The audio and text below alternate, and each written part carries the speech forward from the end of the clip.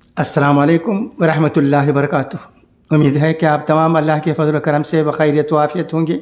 اب آئیے آج کی چند اہم خبریں جو کہ راشٹر سہارا روز نامے میں شائع ہوئی ہیں انہیں پڑھتا ہوں، سنیے گا۔ آج کی خبریں جنگ کے سلسلے میں بہت اہم ہیں۔ آئیے دیکھیں سعودی عرب کی طرف سے کیا باتیں کہی گئی ہیں۔ لندن، سعودی عرب کا کہنا ہے کہ 7 اکتوبر 2023 کو غزہ پر حملے کے باوجود اسرائیل سے تعلقات معمول پر لانا چاہتا ہے۔ برطانیہ میں سعودی عرب کے سفیر شہزادہ خالد بن بندر بن سلطان بن عبدالعزیز نے برطانوی نشریاتی ادارے کو انٹرویو میں کہا ہے کہ وہ سعودی عرب اسرائیل کے ساتھ تعلقات میں دلچسپی رکھتا ہے، تاہم فلسطینی ریاست کے بغیر اسرائیل کے ساتھ نہیں چل سکتے۔ انہوں نے کہا کہ اسرائیل کی موجودہ حکومت تنازع کو ختم کرنے کے بجائے تشدد پر عمل پیرا ہے۔ عالمی برادری اب تک جنگ بندی پر متفق نہیں ہوئی ہے، پہلے جنگ بندی پر متفق ہونے کی ضرورت ہے۔ سعودی سفیر کا مزید کہنا تھا کہ ایک مستحکم، آزاد اور خود مختار فلسطینی ریاست کے بغیر کسی اور چیز کی اہمیت نہیں ہے، کیونکہ اس کا نتیجہ تنازع کا طویل مدتی حل فلسطینی ریاست کے بغیر اور کوئی نہیں ہوگا۔ یہ تنازع 100 سال پہلے سے چلا آ رہا ہے۔ 7 اکتوبر کے حملے کی وجہ اسرائیل کے ساتھ تعلقات معمول پر لانے کی بات نہیں ہے۔ انہوں نے مزید کہا کہ اگر کسی اور نے وہی کیا جو اسرائیل نے کیا تو اسے عالمی برادری سے خارج کر دیا جائے گا اور اس پر پابندیاں اور دیگر معاملات بھی سامنے آئیں گے۔ غزہ میں فوری جنگ بندی چاہتے ہیں۔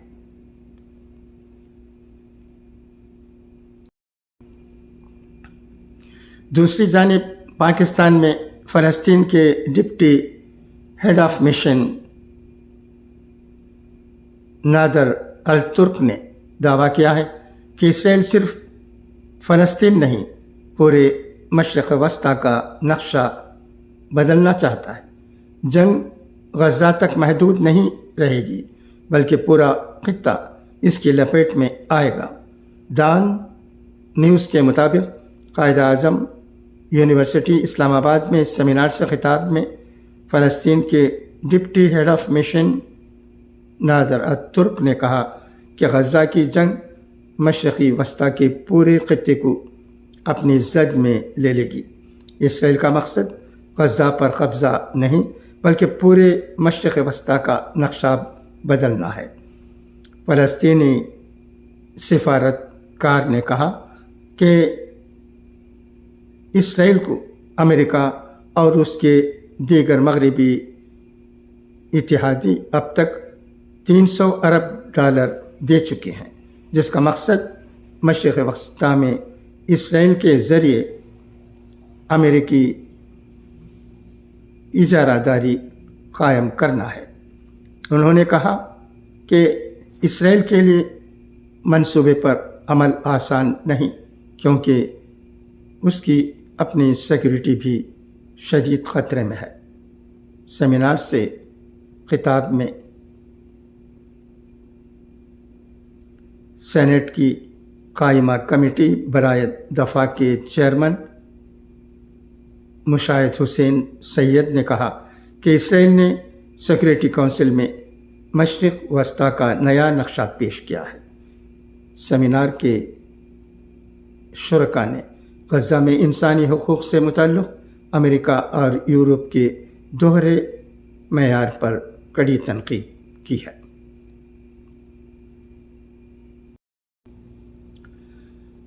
ہندوستان مغربی ایشیا میں جلد امن و استحکام کے لیے اسرائیل اور فلسطین کے رابطے میں۔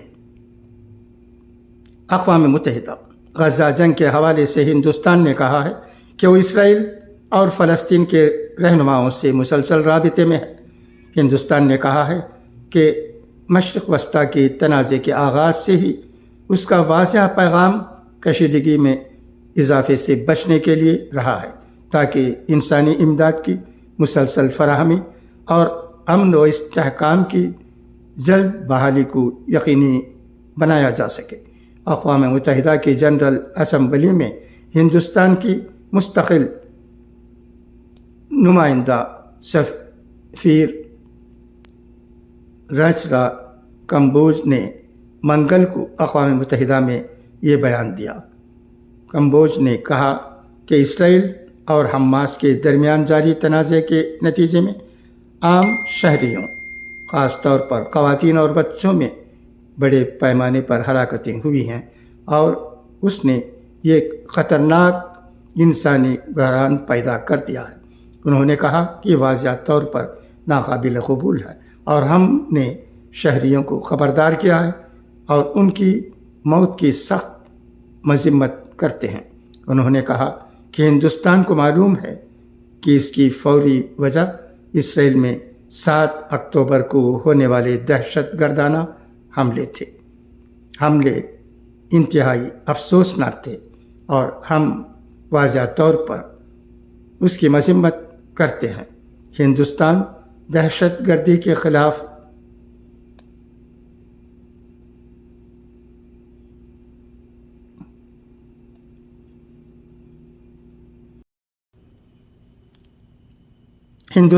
دہشت گردی کے خلاف زیرو ٹالرنس کا رویہ رکھتا ہے۔ دہشت گردی اور یرغمال بنانے کو جائز قرار نہیں دے سکتا۔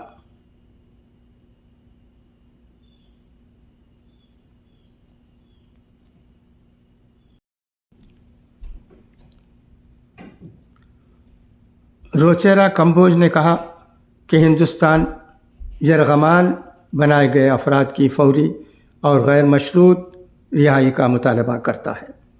کمبوج نے 193 رکنی UNGA کو بتایا کہ ہندوستان کی قیادت اسرائیل اور فلسطین سمیت خطے کے رہنماؤں کے ساتھ مسلسل رابطے میں ہے۔ انہوں نے کہا کہ اس تنازع کے آغاز سے ہی ہندوستان کا پیغام واضح ہے، انسانی امداد کی مسلسل فراہمی کو یقینی بنانے اور امن و استحکام کی جلد بحالی کے لیے کام کرنے کے لیے کشیدگی کو روکنا ضروری ہے۔ مذاکرات اور سفارتکاری کے ذریعے تنازعات کا پرامن حل ہی آگے بڑھنے کا واحد راستہ ہے۔ روچیرا کمبوج نے منگل کو بلائے گئے جنرل اسمبلی کے اجلاس سے خطاب کیا۔ جنرل اسمبلی کا اجلاس 22 دسمبر 2023 کو سلامتی کونسل میں پوری غزہ کی پٹی میں انسانی امداد کی ترسیل کے حوالے سے پیش کی گئی قرارداد میں روس کی طرف سے تجویز کردہ ترمیم کو امریکہ نے ویٹو کرنے کے بعد بلایا تھا۔ کونسل نے متحدہ عرب امارات کی طرف سے تیار کردہ ایک قرارداد کو منظور کیا، جس میں غزہ بھر میں انسانی امداد میں اضافے کا مطالبہ کیا گیا تھا، لیکن جنگ بندی کا مطالبہ نہیں کیا گیا۔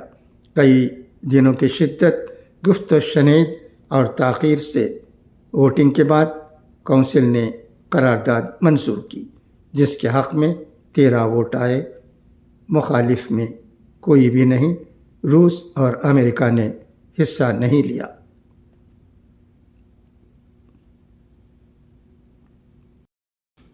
اب آئیے اخبار زرین سنیں۔